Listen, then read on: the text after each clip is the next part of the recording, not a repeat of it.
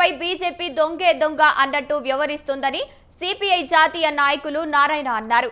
BC reservation కు మద్దతు అంటూనే అడ్డుకుంటున్నారని, ద్వంద్వ వైఖరి ప్రదర్శిస్తోందని నారాయణ ఆగ్రహం వ్యక్తం చేశారు.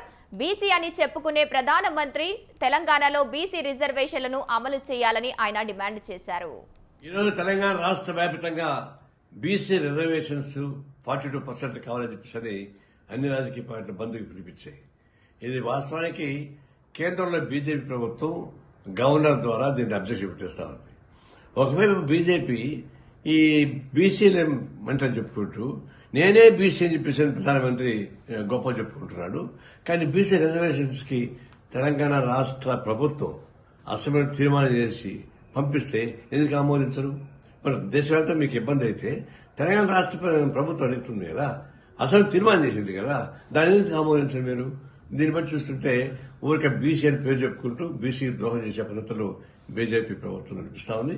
ఇప్పుడు తగుదనమ్మా అని చెప్పని తెలంగాణ రాష్ట్ర బీజేపీ కూడా ఈ బంధం పాల్గొంటా ఉంది.